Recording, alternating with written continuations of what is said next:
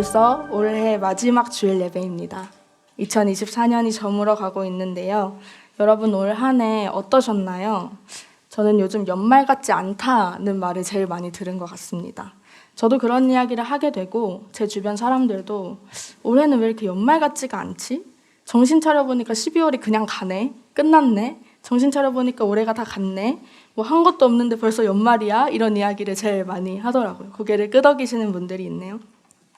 일터에서도 지인들 사이에서도 이렇게 연말 같지 않다는 이야기를 몇 번 주고받다 보니까 우리가 왜 연말이 되면 이런 이야기를 하게 될까라고 생각해 보게 되었습니다. 사실 2024년 9월 1일이나 12월 31일이나 2025년 1월 1일이나 3월 2일이나 똑같은 하루 아니겠습니까? 우리에게 주어지는 소중하고 귀한 하루, 24시간. 그 하루하루가 이어진 날들을 우리는 살아가는데도 불구하고 왜 유독 연말 연초에 우린 자꾸 의미부여를 하게 될까 이런 생각을 해보았습니다.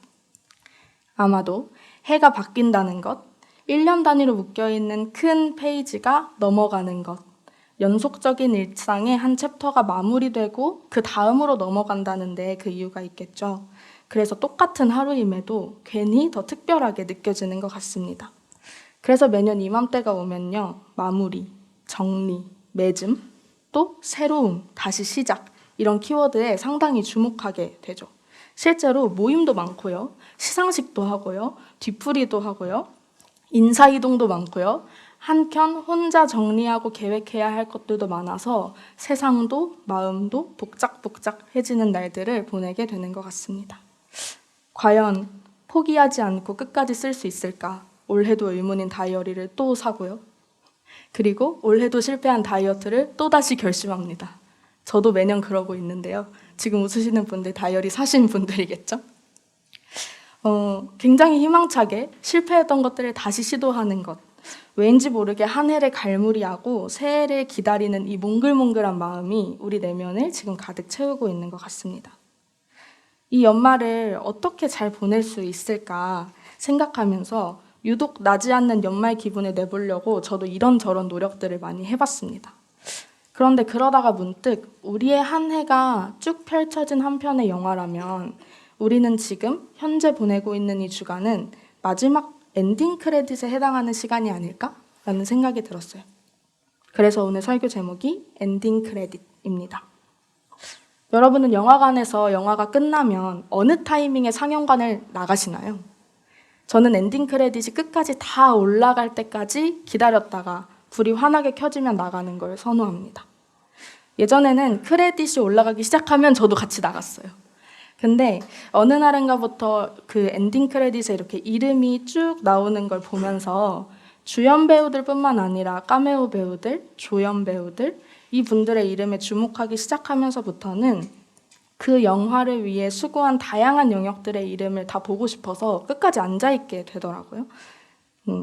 영화를 위해 힘쓴 수많은 이름들을 가만히 보다 보면 내가 미처 발견하지 못했던 새로운 직업군도 알게 되고 새로운 배우의 이름도 알게 되고 새로운 노래도 알게 되고 그것 때문에 저는 이제 끝까지 앉아있는 게 습관이 되었습니다.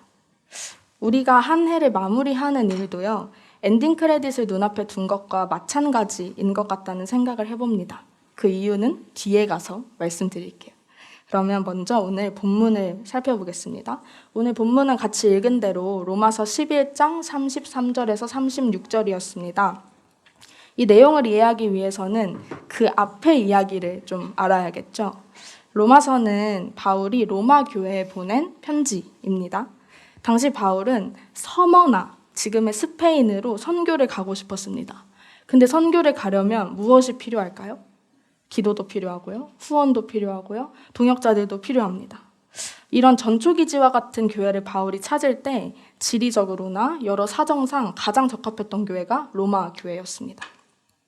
그런데 이 로마 교회를 파송교회로 삼자니 약간 찜찜한 부분이 있는 거예요. 뭔가 걸리는 게 있었습니다.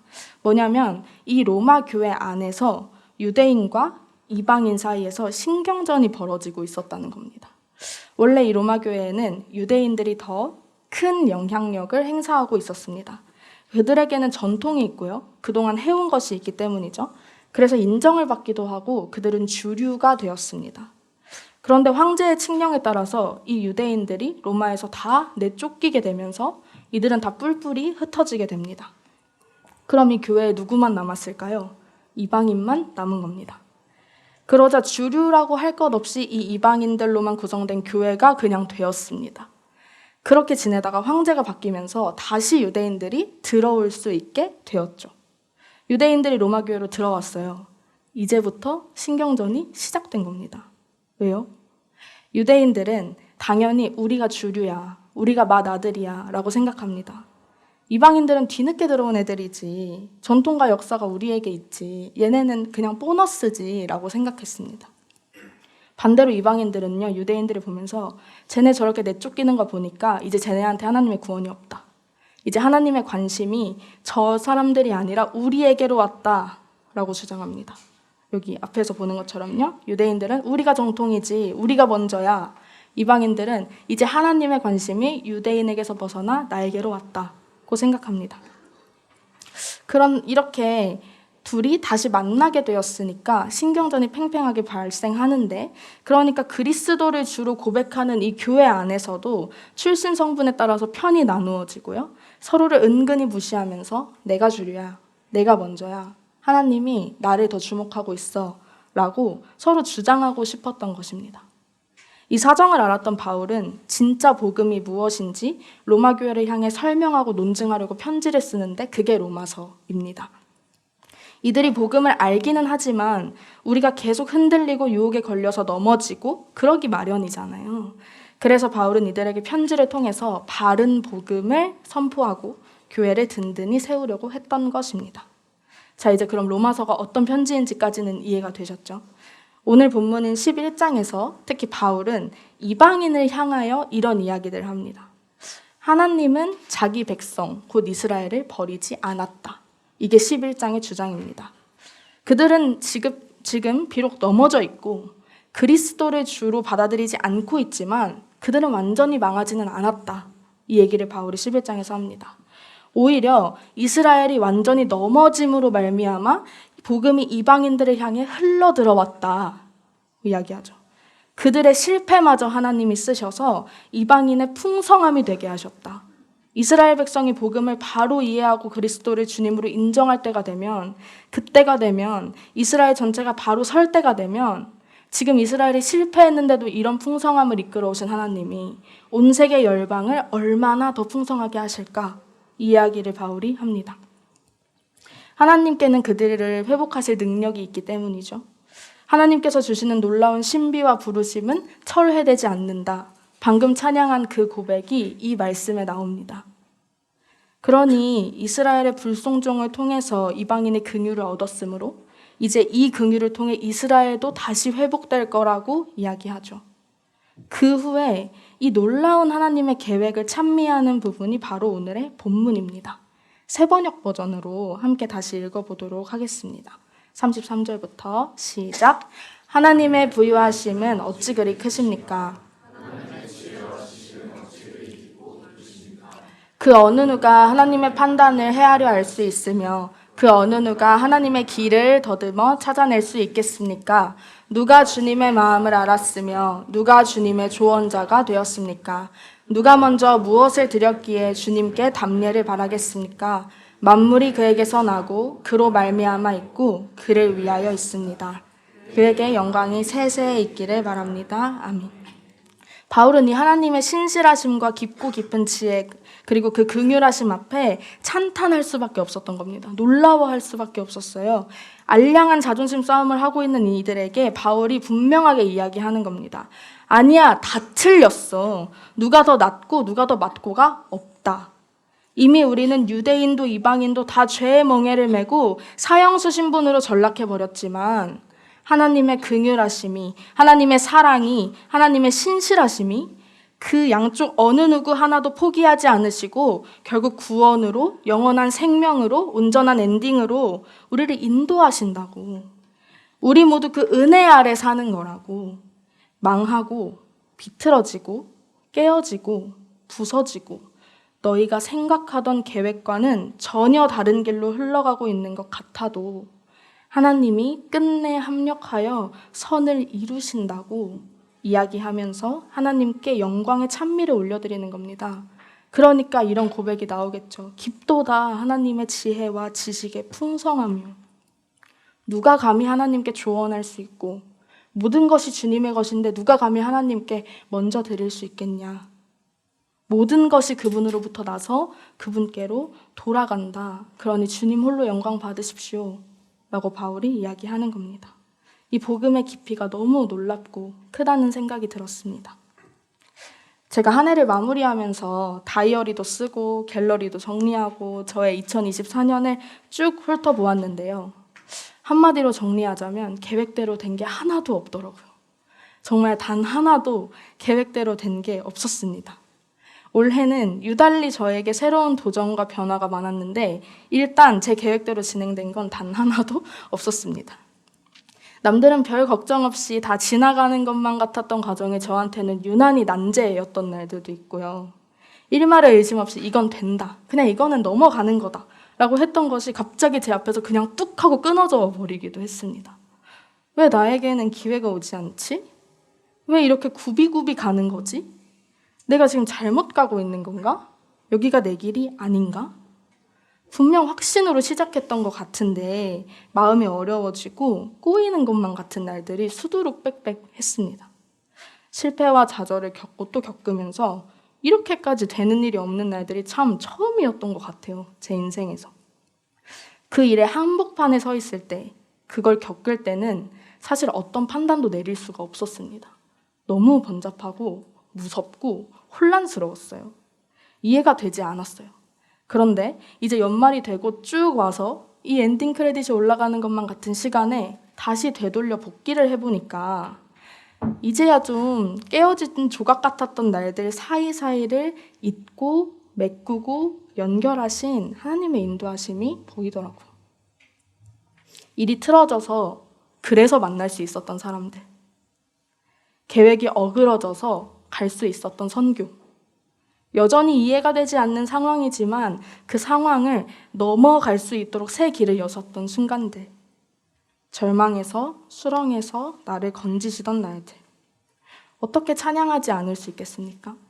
깊도다 하나님의 지혜와 그 지식의 풍성하시며. 지난 1년이 막 스쳐 지나가면서 저도 하나님 앞에 경의와 감사로 나아갈 수밖에 없었습니다.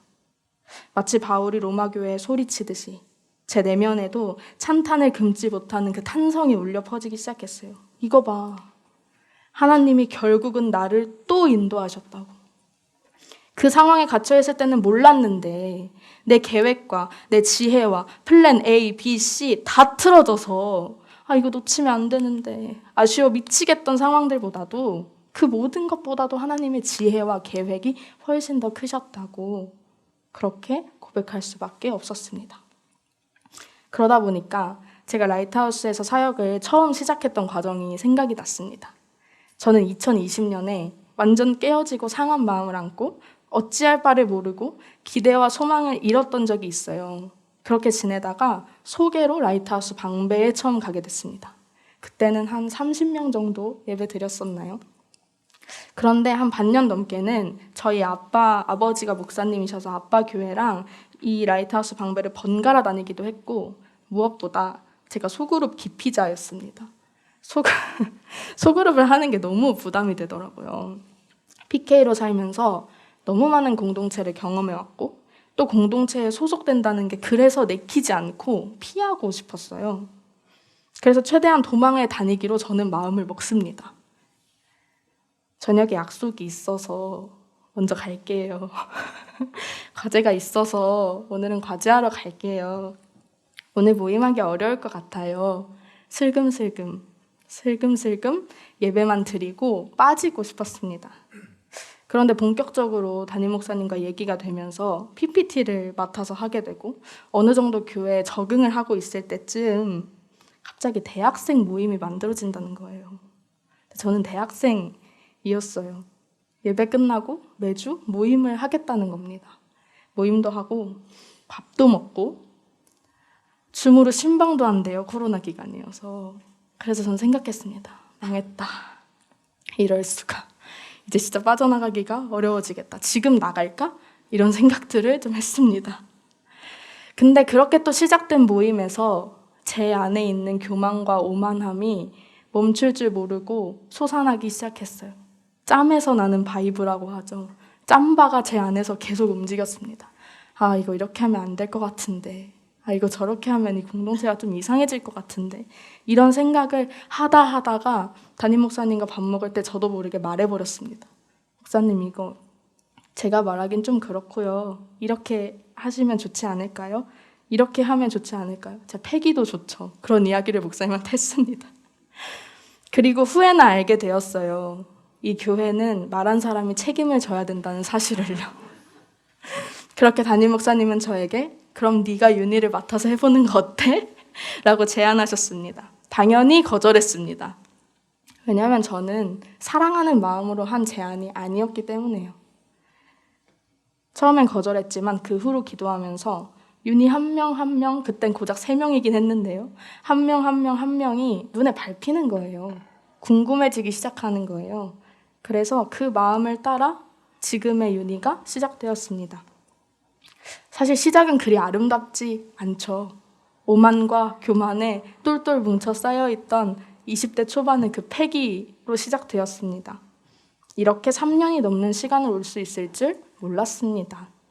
그런데 나의 교만이 점철되어 툭 튀어나갔던 그 제안을 하나님이 붙드시고 그런 저를 사랑으로 보듬으시고 여기까지 인도하셨습니다.